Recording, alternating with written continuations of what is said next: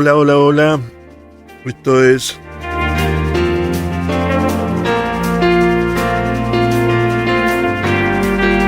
Cosas que no sirven para nada.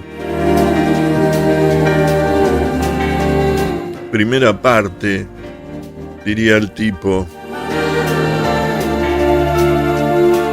Primera parte de Ursula K. Le Guin, de su libro Contar es escuchar.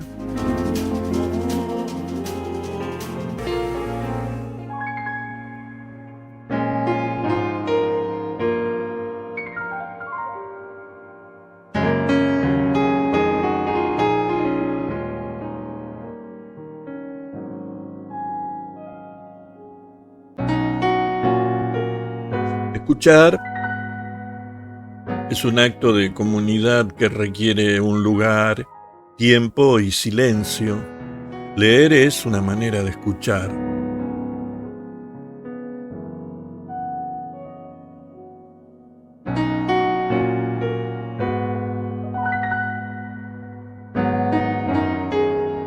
Ursula K. Le Guin reúne en este libro sus textos de no ficción en un diálogo con el lector sobre asuntos aparentemente tan dispares como la influencia en su obra y en su vida de autores como Virginia Woolf, Tolstoy, Tolkien, Mark Twain o Borges, junto a reflexiones sobre la belleza, la vejez, la naturaleza, el arte o la política.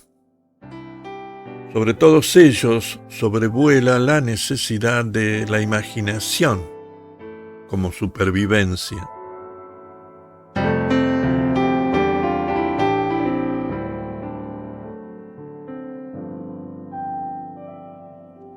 Contar es escuchar es uno de esos libros que hay que leer con lapicera en mano, porque subrayar y releer las palabras de esta autora es adentrarse en un territorio asombroso, cargado de lucidez, coherencia y valentía.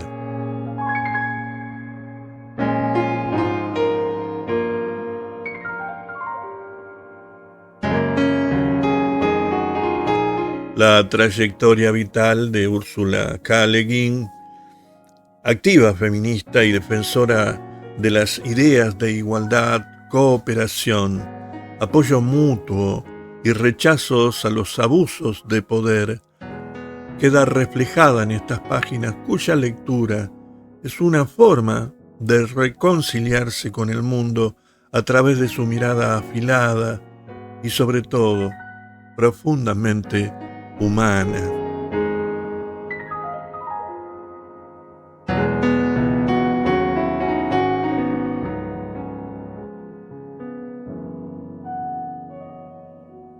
Escrito en plena madurez creativa, la autora dibuja en este libro el resumen de una vida dedicada a la literatura y al activismo social. A fin de cuentas, aquí me tienen, dice, vieja. Cuando escribí estas líneas tenía 60 años. Y ahora tengo más de 70, y es mi culpa. Nací antes de que se inventaran las mujeres, y he vivido los pasados decenios tratando de ser un buen hombre y me he olvidado de seguir siendo joven.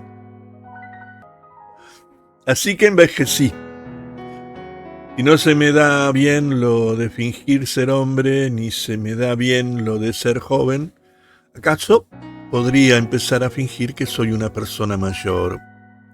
No estoy segura de que ya se hayan inventado las mujeres mayores, pero merece la pena intentarse. Así está escrito el libro, les digo, en ese tono. Reconocida por la legión de lectores como una de las mejores autoras del género de ciencia ficción. Sus obras trascienden de cualquier encasillamiento. En Contar es escuchar, Le Guin muestra su faceta más personal a través de sus lecturas, sus vivencias y forma de abordar la escritura.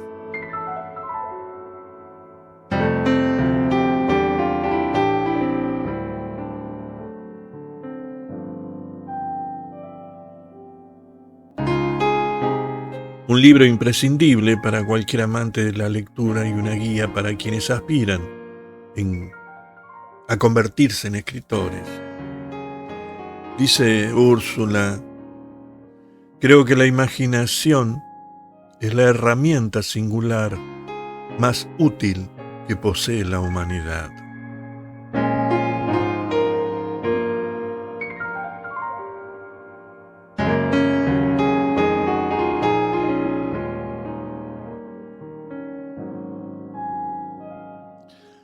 Les recuerdo que renegaba eso de que la encasillaran en ciencia ficción. No estaba muy contenta. Por ahí había encontrado una nota que le hacen o de una charla que da en una universidad en la cual, bueno, con ese humor que la caracterizaba, hacía mención que no le gustaba eso, de que la encasillen en la ciencia ficción. Bueno, el programa de hoy va a ser algo distinto. Voy a leer una parte y luego voy a continuar. Después voy a hacer otra grabación. Bueno, de este libro de Úrsula K. Le Guin, Contar es escuchar, voy a leer Contar es escuchar. Sugiero sentarse, poner las patas arriba de un banquito de mimbre y al lado un vaso de vino, de whisky, de ginebra o lo que se tenga. Si son fumadores, tu tabaco, tu pipa. Y si no, nada de eso, si no les gusta.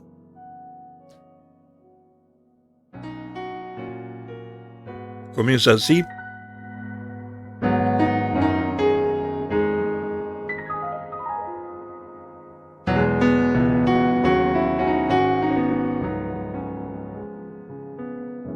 Un artículo inédito en el que vuelvo a encarar y elaborar algunos de los temas y especulaciones del ensayo, texto, silencio, interpretación, incluido en mi colección de ensayos anterior. Bailando al borde del mundo. Modelos de comunicación. Primer punto. En la actual era de la información y la electrónica, nuestro concepto rector de la comunicación es un modelo mecánico que dice algo así. La caja A y B están conectadas por un tubo. La caja A contiene una unidad de información. La caja A es el emisor o transmisor. La información se transmite por el tubo, el medio, y la caja B es el receptor. Ambas pueden intercambiar papeles. El emisor, la caja A, codifica la información de un modo apropiado para el medio, en código binario o píxeles o palabras o lo que sea, y la transmite a través del medio al receptor, la caja B, que la recibe y decodifica. Es concebible que A y B sean máquinas, ordenadores, por ejemplo. También pueden ser mentes. O una de ellas puede ser una máquina y la otra una mente. Si A es una mente y B es un ordenador, A puede enviar a B información, un mensaje, por medio de su lenguaje de programación. Digamos que A envía la información de que B debe apagarse. B recibe la información y se apaga. O digamos que le pido a mi ordenador que me diga en qué fecha cae Pascua este año.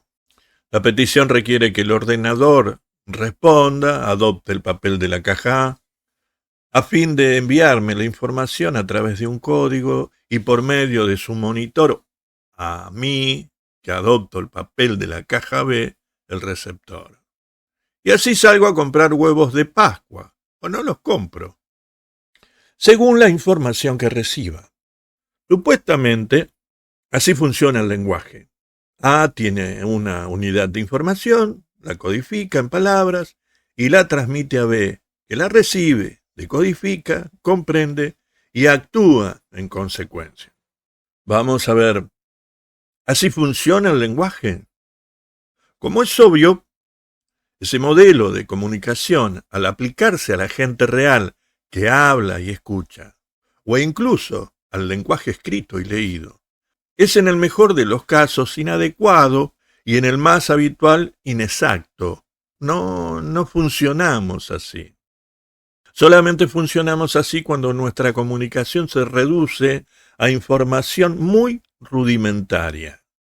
Para allá es un grito emitido por A que con toda seguridad B recibirá para actuar en consecuencia, al menos por un momento.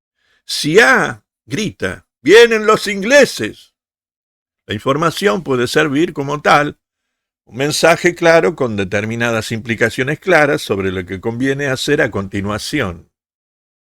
Pero, ¿qué pasa si la comunicación que transmite A es: la cena de ayer me pareció horrible? O llamen a Ismael. O Coyote andaba por ahí. ¿Son esas afirmaciones información? El medio es el habla y la palabra escrita. Pero, ¿cuál es el código? ¿Qué está diciendo A? Puede que B sea o no capaz de decodificar o leer esos mensajes en sentido literal. Pero los sentidos implícitos y la connotación son tan complejos y complementan contingentes que B no tiene una sola forma correcta de codificarlos o entenderlos.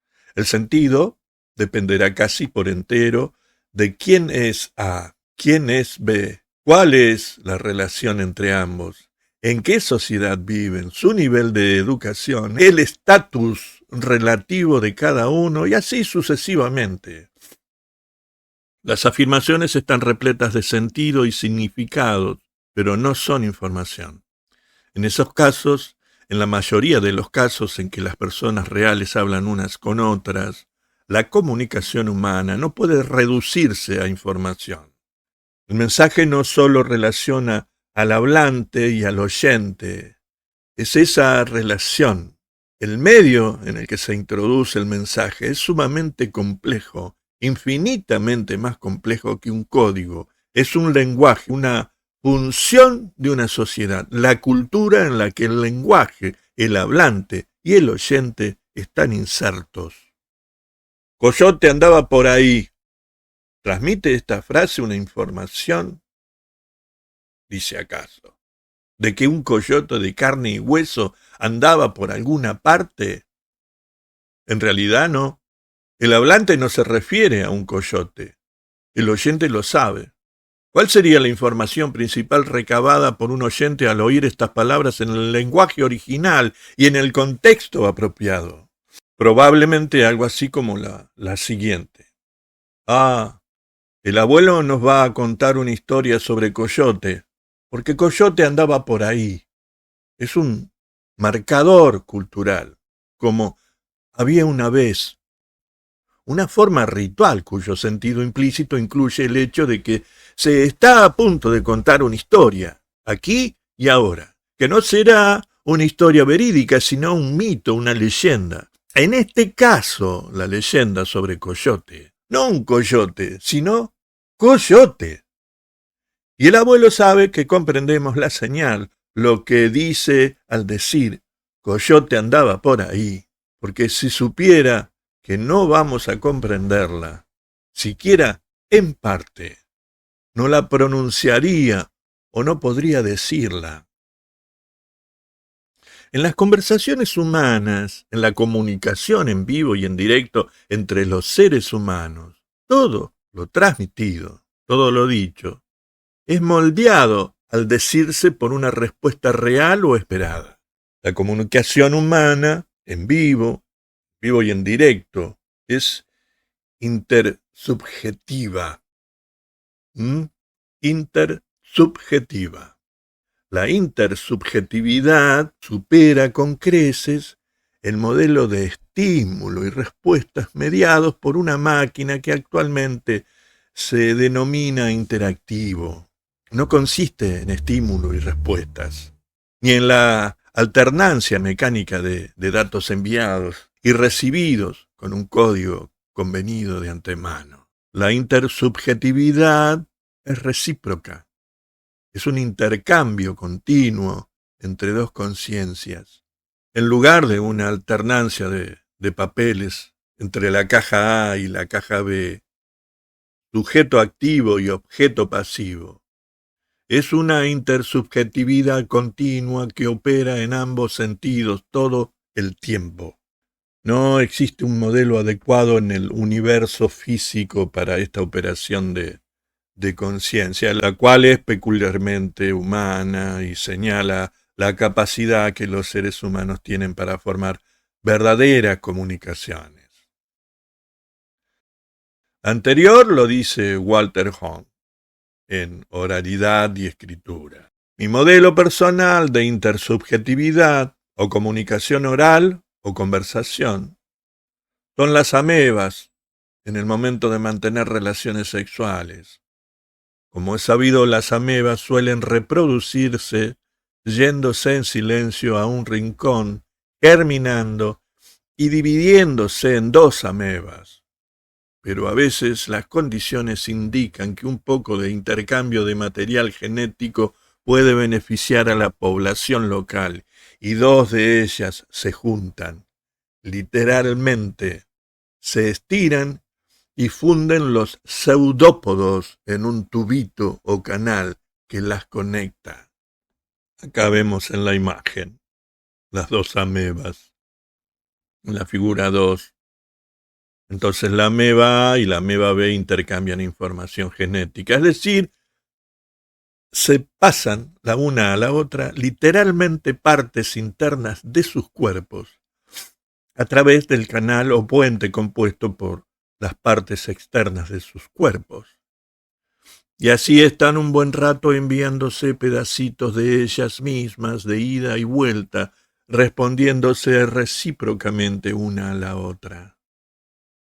Eso es muy similar a cómo las personas se unen e intercambian otras partes suyas, interiores, mentales, no físicas. Esto es cuando hablan y escuchan. ¿Se ve por qué en mi analogía me refiero a las relaciones sexuales de las amebas y no de los humanos?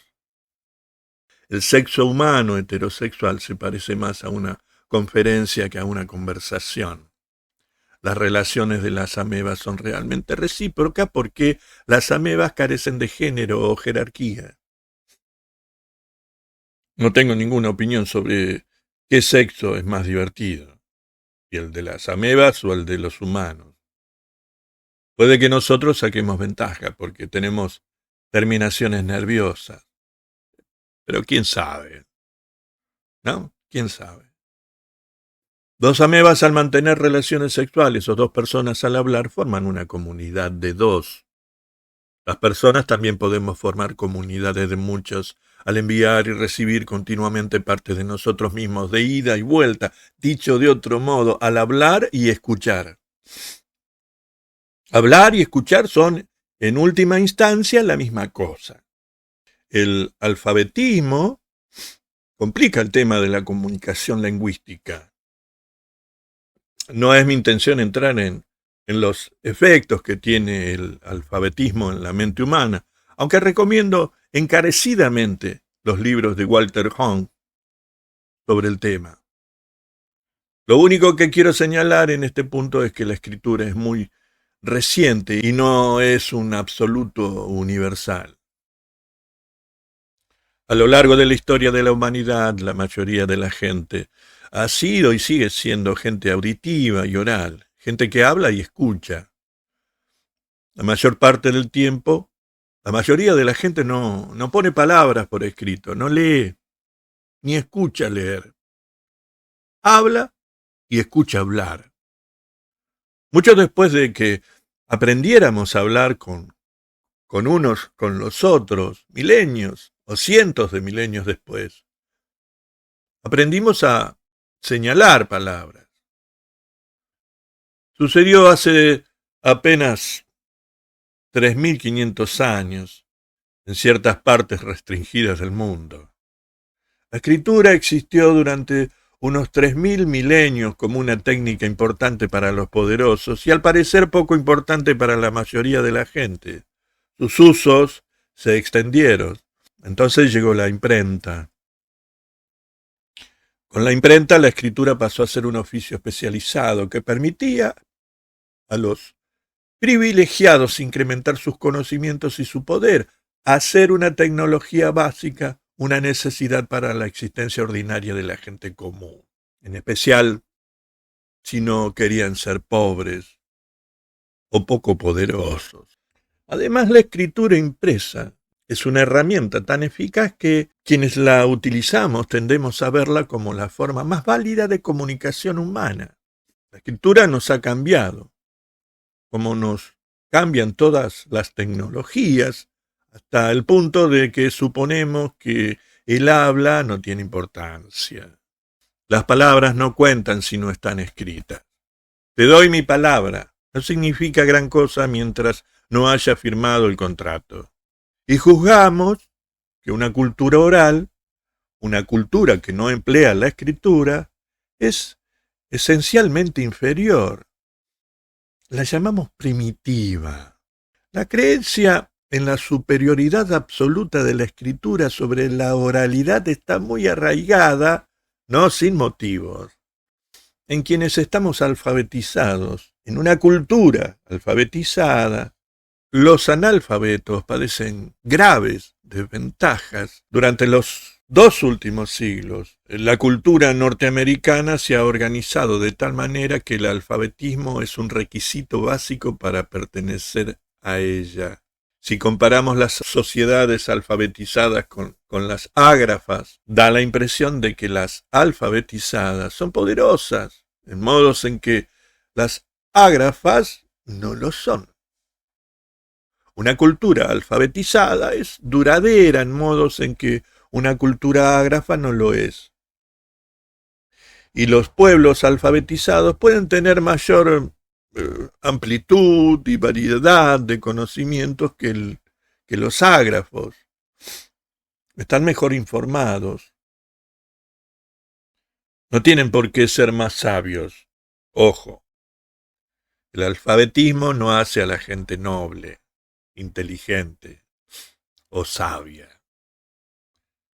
Las sociedades alfabetizadas son superiores de algunas maneras a las sociedades analfabetas, pero las personas alfabetizadas no son superiores a las personas orales.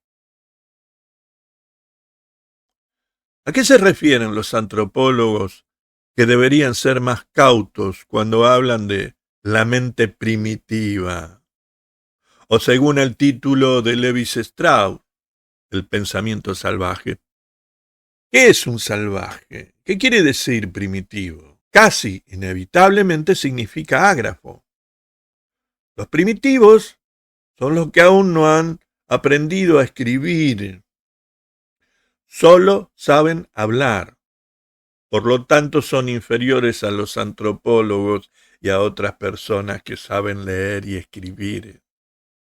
En efecto, el alfabetismo confiere a sus poseedores capacidades con las que puede dominar a los analfabetos, como dominaron los sacerdotes letrados y las castas nobles a los analfabetos en la Europa medieval, como los hombres alfabetizados dominaron a las mujeres analfabetas mientras las mantuvieron en el analfabetismo, como los hombres de negocios alfabetizados dominan a los analfabetos de las barriadas, como las corporaciones alfabetizadas en inglés dominan a los trabajadores analfabetos o desconocedores del inglés.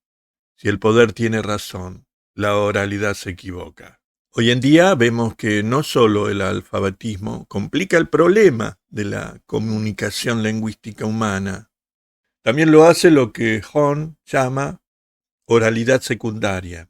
La oralidad primaria remite a la gente que habla pero que no escribe. Toda la gente a la que denominamos primitiva, analfabeta, ágrafa, etc. La oralidad secundaria viene mucho después del alfabetismo y depende de este. Tiene menos de 100 años de antigüedad. La oralidad secundaria reside en la radio, la televisión, las grabaciones y cosas similares. En general, en lo que llamamos los medios de comunicación.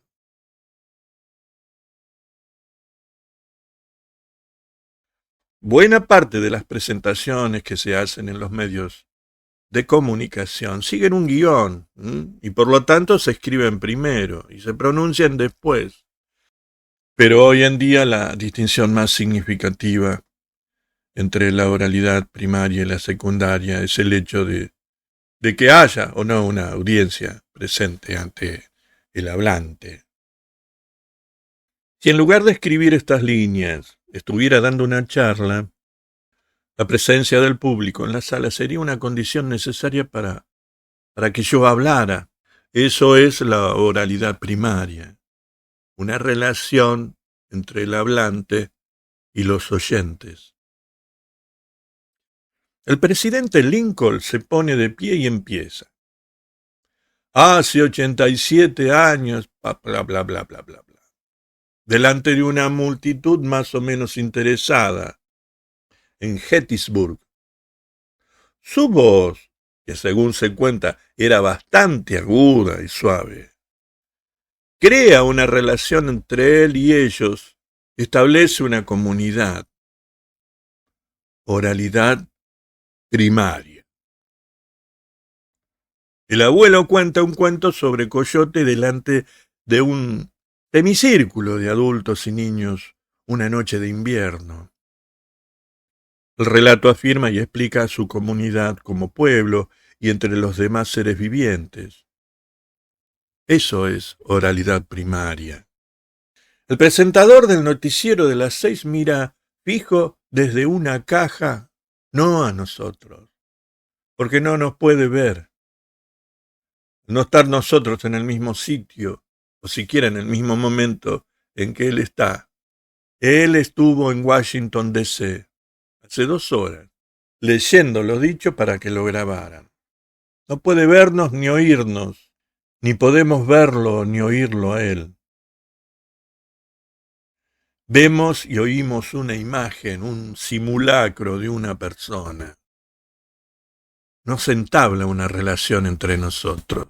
No hay intercambio, reciprocidad entre las partes. No hay intersubjetividad. Su comunicación se hace en una sola dirección y termina ahí. La recibimos si así lo deseamos. Nuestro comportamiento, incluso nuestra presencia o ausencia, no altera absolutamente nada lo que dice o cómo lo dice. Si nadie lo escuchara, él no lo sabría.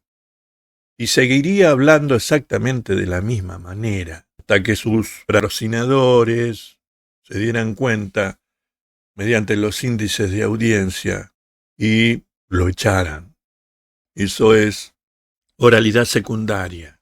Leo este discurso delante de una grabadora. Usted compra la grabación y la escucha. Oye el sonido de mi voz, pero no entablamos ninguna relación real, no más que si usted leyera el ensayo impreso. Eso es oralidad secundaria. Como el teléfono, la escritura privada, la carta personal. El correo electrónico privado es una comunicación directa, conversación, mediante la tecnología. Volvamos a la ameba. La ameba A extiende un pseudópodo y envía trocitos de sí misma a una distante ameba B que incorpora el material enviado y puede responder. El teléfono hizo que las conversaciones directas a distancia fueran posibles. En las cartas escritas existe un intervalo entre los mensajes. El correo electrónico permite tanto el intervalo como el intercambio inmediato. Mi modelo para la escritura pública impresa y la oralidad secundaria es una caja. Es una caja A que dispara información a un supuesto espacio-tiempo en el que puede o no haber muchas cajas B que lo reciban. Tal vez no haya nadie, quizá haya un público de millones. Aquí dejo la imagen de cómo sería esto, ¿no? La conversación es un... Me voy a callar para que lo miren bien. La conversación es un canje o intercambio recíproco de actos. La transmisión de información por medio de la letra impresa y los medios de comunicación va en un solo sentido. Su reciprocidad es solo virtual o imaginada.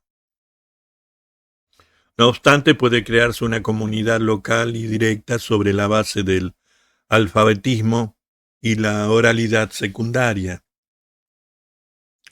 Las escuelas y universidades son centros de la palabra, ya sea impresa en papel o en soporte electrónico, y son comunidades genuinas, si bien limitadas.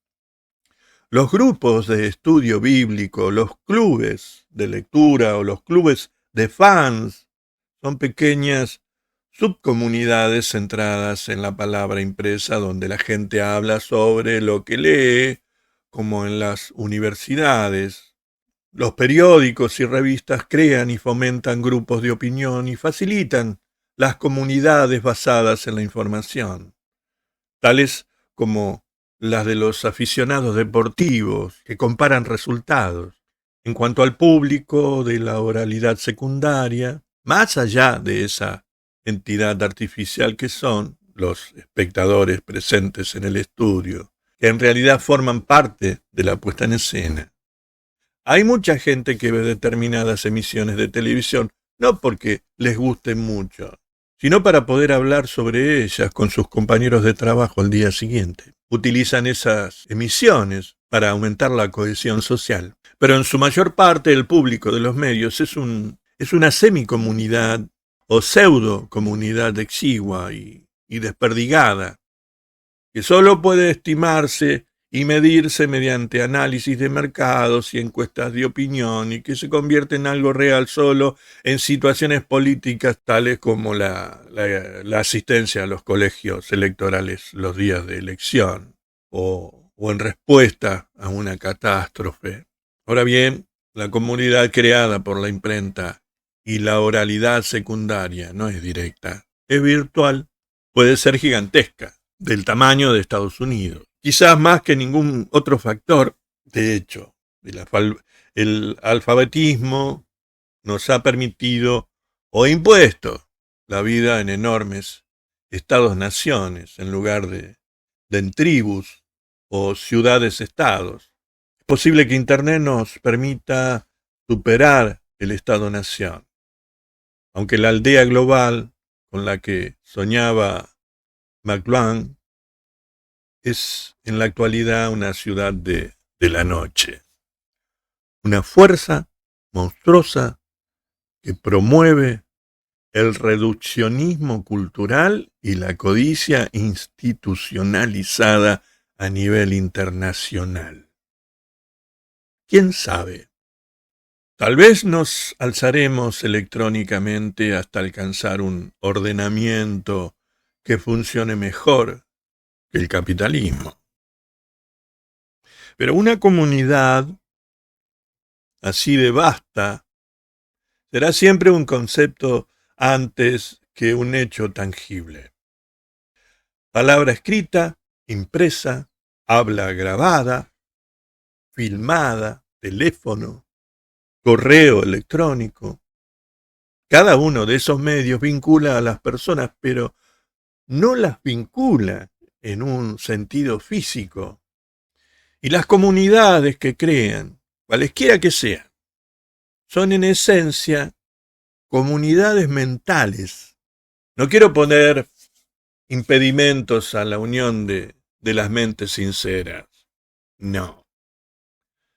Es maravilloso poder comunicarnos con la gente viva que se halla a 15.000 kilómetros de distancia y oír su voz. Es maravilloso poder sentir una comunión incluso con los muertos al leer sus palabras. o verlos en una película. Es maravilloso pensar que todas las mentes pueden acceder a todos los conocimientos del mundo. Pero no solo las mentes se unen, y la comunidad viviente creada por el lenguaje compete a los cuerpos humanos vivos. Necesitamos hablar juntos, estando el hablante y el oyente aquí y ahora.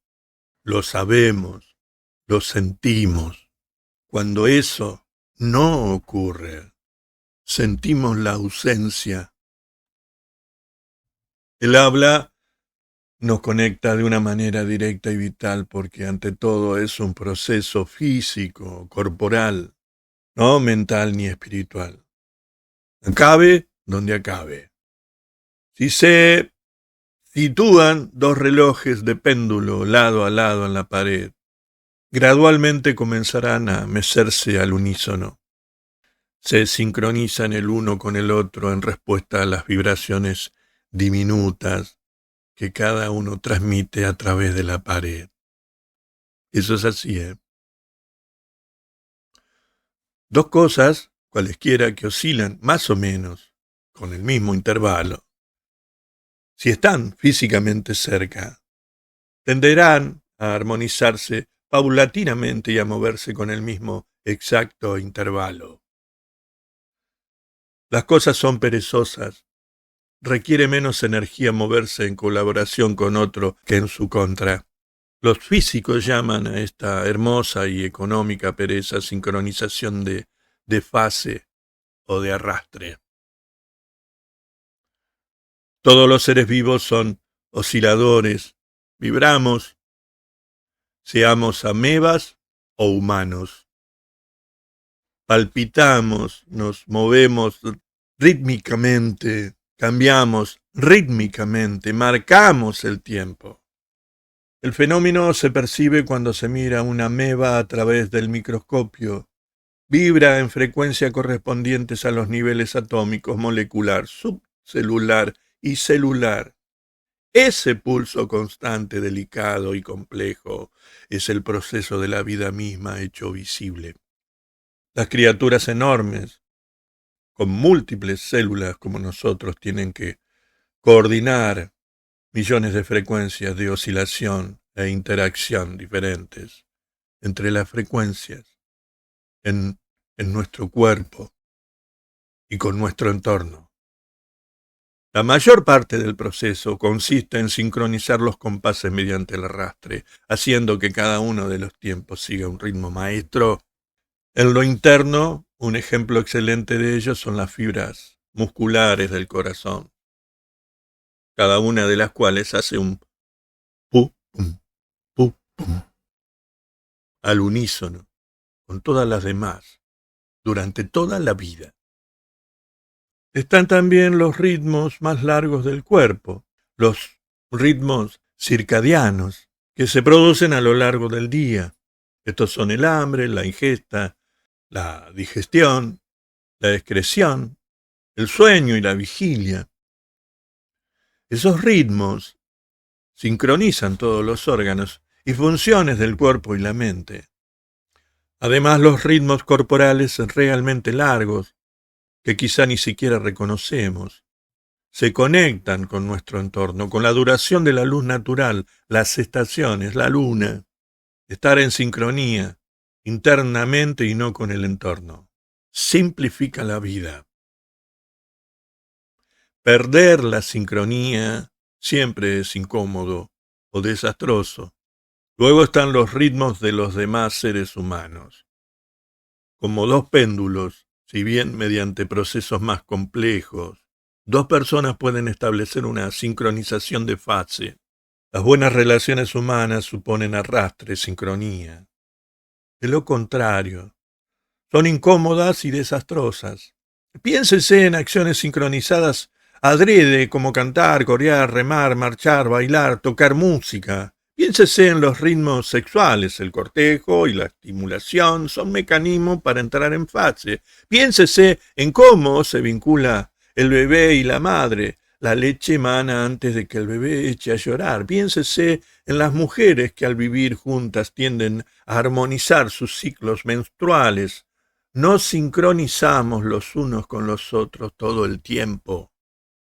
¿Cómo funciona el arrastre en el habla? William Condon filmó unos experimentos preciosos que demuestran que todo nuestro cuerpo participa del habla con movimientos diminutos, estableciendo un ritmo maestro que coordina los movimientos corporales con los ritmos del habla. Sin ese compás, el habla resulta incomprensible. El ritmo, dice él, es una parte fundamental de la organización del comportamiento. Para actuar tenemos que palpitar. A continuación, Condon filmó a quienes escuchaban al hablante. Sus películas muestran que los oyentes hacen casi los mismos micros movimientos labiales y faciales que el hablante, con un retraso de una 50ava de segundo. Sincronizan sus fases. La comunicación, dice Condon, es como una danza en la que todos participan en movimientos complejos y compartidos en muchas dimensiones sutiles. Sincronizan sus fases.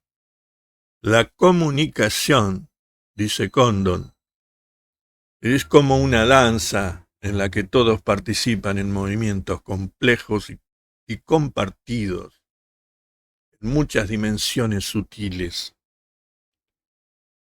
Escuchar no es reaccionar, es establecer una conexión.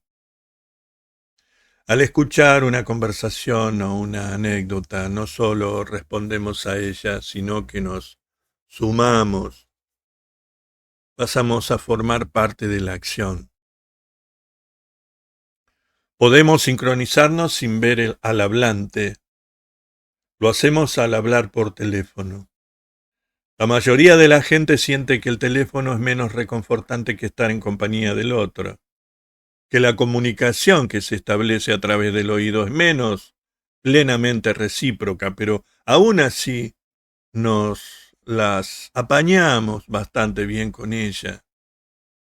Los adolescentes, así como los conductores fanfarrones en medio de un atasco, pueden charlar por teléfono indefinidamente. Los investigadores creen que ciertas formas de autismo pueden estar vinculadas con dificultades de sincronización, con respuestas demoradas, incapacidades para entrar en ritmo. Al hablar nos escuchamos a nosotros mismos. Ni qué decir tiene, y es muy difícil hablar si no encontramos el compás. Puede que eso explique en silencio el autismo. No podemos comprender a los demás si no podemos sincronizarnos con el ritmo de sus palabras. Puede que eso explique la rabia y la soledad del autismo. Las diferencias de ritmo entre los dialectos provocan malentendidos. Hace falta práctica, hace falta entrenarse para sincronizarse con una manera de hablar a la que no se está acostumbrado.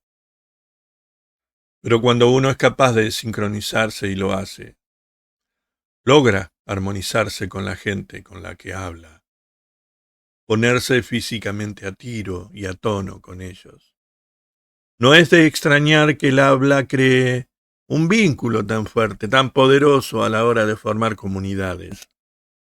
Desconozco hasta qué punto la gente que ve películas y la televisión se sincroniza con los hablantes, dado que no es posible la respuesta recíproca. Es probable que la intensa participación que caracteriza a la conversación se vea muy debilitada. Bueno, esta es la primera parte de Contar es Escuchar. Voy a continuar luego, en la próxima, en la segunda parte que se llama Espacio Oral y Tiempo Oral. Hasta acá fue Cosas que no sirven para nada. Me fui.